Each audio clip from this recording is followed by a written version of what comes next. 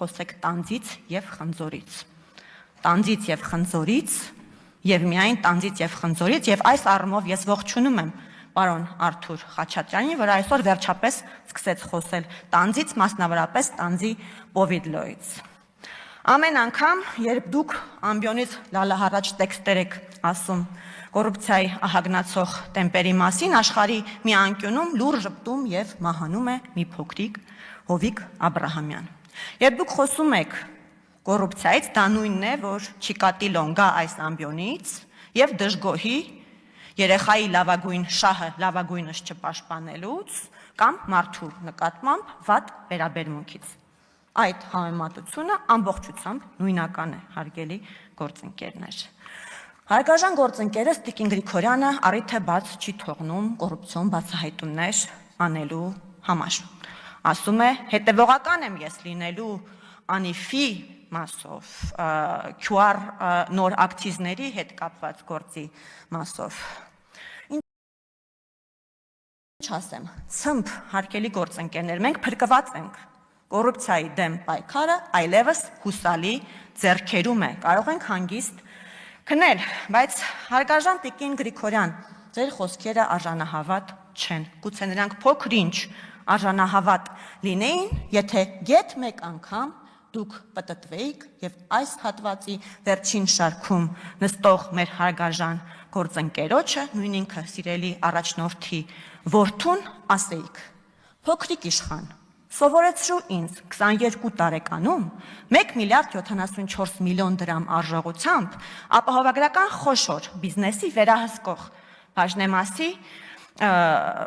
ձեռքբերող դառնալու արվեստը։ Մենք ձեզ գուցե ավելի շատ նաև սկսեինք հավատալ, եթե մեկ անգամ այս ամբիոնից սիրելի առաջնորդին հղեիք հետևյալ հարցը. այդ ինչ 22 անշարժ գույք, երկու գույքի գնման իրավունք, ավելի քան 3 միլիոն դոլար, 985 միլիոն դրամ արժեքով ձեռքբերված պարտատոմսեր, ավելի քան 1.4 միլիոն դոլարի չափով ավանդ, 15 իրավաբանական անձում մասնակցություն, այդ թվում այն ապահովագրական ընկերությունը Nairi Insurance-ը, որտեղ փոքրիկ իշխանը ձեռք էր բերել ժամանակին վերահսկող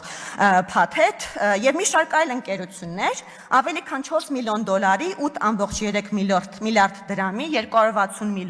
260 միլիոն ռուբլու եւ շուրջ 590 հազար եվրոյի չափով փոխառությունների պահանջի իրավունք, երկու տրանսպորտային միջոց, ավելի քան 3.8 միլիարդ դրամին համարժեք գումարով գույքերի ձեռքբերման արժեքներ եւ ավելի քան 20 միլիարդ դրամ է փորձում գլխավոր դատախազությունը բռնագանձել ձեզնից եւ ձեր ընտանիքից։ Այ եթե մեկ անգամ դուք այդ հարցը ուղեիք սիրելի առաջնորդին, մենք գուցե եւ հավատայինք, որ ձեզ իսկապես հուզում է կոռուպցիայի դեմ պայքարը։ Երեք պարոն Մինասյանը հարգարժան այս ամբիոնից բողոքում էր, որ շրջանառության մեջ է դրվել 4 միլիարդ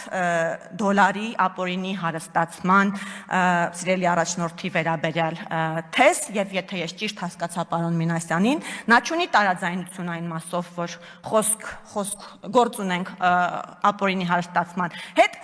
զուտ գումարի հարցում է տարաձայնությունը, խնդրում եմ պարոն Մինասյան, եթե դուք ունեք տեղեկություններ, ասեք Եթե 4 միլիարդ չի, ինչքան է 3 միլիարդ է, 2 միլիարդ է, ինչքան է, շատ շնորհակալ կլինենք։ Մարտի 1-ի մասով, կրկին,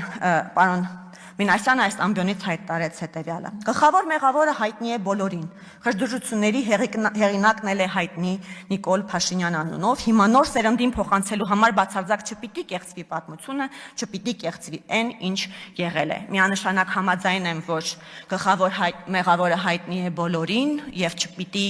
կեղծվի պատմությունը եւ նոր սերունդը պետք է իմանա ճշմարտությունը։ Եվ երբ ես ասում եմ, որ գլխավոր մեղավորը հայտնի է բոլորին, ես իսկապես նկատի ունեմ բոլորին, այդ թվում պարոն Մինասյանին, պարզապես պարոն Մինասյանը ուզում է կեղծել պատմությունը, որովհետև այնինչ եղել է բնավ ձեռնտու չէ քաղաքական գործ չի հեղինակության համար։ Իսկ ինչ է եղել, որպեսզի ես իմ ինտերպրետացիան իրադարձությունների վերաբերյալ չներկայացնեմ։ Ես մասնավորապես մի շարք միջազգային զեկույցներից, այդ թվում մարդու իրավունքների եվրոպական դատարանի մի շարք որոշումներից կներկայացնեմ այստեղ հատվածներ։ ԵԽԽՎ բանաձև 2008 թվական Վեհաժողովը դատապարտում է բազմաթիվ անձանց, այդ թվում ընդդիմության ավելի քան 100 համախոհների եւ խորհրդարանի 3 անդամների ձերբակալումը եւ շարունակվող կալանավորումն այնպիսի մեղադրանքների հիման վրա, որոնց մի մասն առերևույթ արհեստական է եւ պայմանավորված քաղաքական շարժառիթներով։ Սա նշանակում է իշխանությունների կողմից ընդդիմության փաստացի դաժան հետապնդում։ ԱՄՆ պետդեպի զեկույց 2008 թվականին մարդու իրավունքների վիճակի մասին։ Պետդեպի զեկույցը մասնավորապես նշում է. Փետրվարի 19-ին երկրում տեղի ունեցան նախագահական ընտրությունները, որոնք աչքի ընկան զգալի խախտումներով։ Խնդիրները ներառում էին կառավարության տեխնացուի նկատմամբ բարենպաստ վերաբերմունք, քվեաթերթիկների լցոնման, ձայների գնման, բազմակի քվեարկության դեպքերը, ընտրողներին ահաբեկելը, ընտրական հանձնաժողովի անդամների եւ կուսակցությունների վստահված անձանց նկատմամբ բռնությունները եւ հանրային ռեսուրսների չարաշահումը ընտրական նպատակներով։ Մարտի 1-2-ի իրադարձությունները երկուսին իշխանությունները ուշ կիրառեցին ցրելու ընտրությունների անցկացման եւ արդյունքների դեմ բողոքող ցուցարարների մեծ բազմությունը։ Ցուցարարների եւ անվտանգության ուժերի միջև բախումների հետևանքով 10 մարդ զոհվեց։ Բռնություններից հետո իշխանությունները 20-օրյա արտակարգ դրություն մտցրեցին։ Իշխանությունները եւ նրանց ներկայացուցիչները թույլ են տվել մարդու իրավունքների բազմաթիվ խախտումներ, մասնավորապես կապված նախագահական ընտրությունների եւ դրան հաջորդած ցույցերը ճնշելու հետ։ Իշխանությունները քաղաքացիներին զրկել են իրենց իշխանությունն ազատորեն փոխելու իրավունքից, իսկ քաղաքացիները ենթարկվել են ձերբակալությունների, կալանավորման եւ ազատազրկման իրենց քաղաքական գործունեության համար։ Քաղաքական ցույցերը ցրելու համար իշխանությունները ուժ են կիրառել, երբեմն մահացու։ Իշխանությունները հետապնդել են իրենց հակառակորդներին վախեցնելու եւ վրեժ լուծելու համար։ Ոստիկանությունը ծեծի է ենթարկել նախնական կալանքի տակ գտնվողներին, ազգային անվտանգության ծառայությունը եւ ոստիկանությունը չեն պատժվել մարդու իրավունքների խախտումների համար։ Իշխանությունները կամայական ձերբակալություններ եւ կալանավորումներ են իրականացրել։ Հիմա անցնենք միեդ վճիռներին։ Միեդը ունի բավականին արդեն շոշափելի եւ կարեւոր նախադեպային որոշումների ցանկ, մասնավորապես Մուշեղ Սաղաթելյան ընդդեմ Հայաստանի գործով, Մյասնիկ Մալխասյան ընդդեմ Հայաստանի գործով, Գագիկ Ջանգիրյան ընդդեմ Հայաստանի գործով, Նիկոլ Փաշինյան ընդդեմ Հայաստանի գործով եւ այլն։ Մասնավորապես այդ վճիռներում դատարանը արձանագրում է հետևյալը. Դատարանը գտել է, որ Ազատության հրապարակում անցկացված ցույցերը եղել են խաղաղ հավաքներ առանց բռնության կամ բռնարարքների որևէ հրահրման։ Դատարանը եզրակացրել է, որ առկա չեն համոզիչ ապացույցներ այն մասին, որ Ազատության հրապարակում տեղի է ունեցել զենքի կուտակում, զանգվածային անկարգություններ հրահրելու նպատակով։ Այն մերժել է այն պնդումները, որ ոստիկանությունը տեղակայվել է Ազատության հրապարակում զենքի ստուգում իրականացնելու համար եւ որ զինված ցուցարարներն առաջինն են հարձակվել։ Դատարանը արձանագրել է, որ 2008 թվականի մարտի 1-ի առավոտյան ոստիկանության գործողության հիմնական, եթե ոչ միակ նպատակը Ազատության հրապարակում հավաքը ցրելն էր եւ որ այնտեղ տեղի ունեցած ցանկացած բախում հավանաբար պայմանավորված է եղել հավաքը դադարեցնելու նպատակով ոստիկանության կողմից ձեռնարկված միջոցառումներով։ Մյասնիկյանի հուշարձանի տարածքում մարդկանց հավաքը,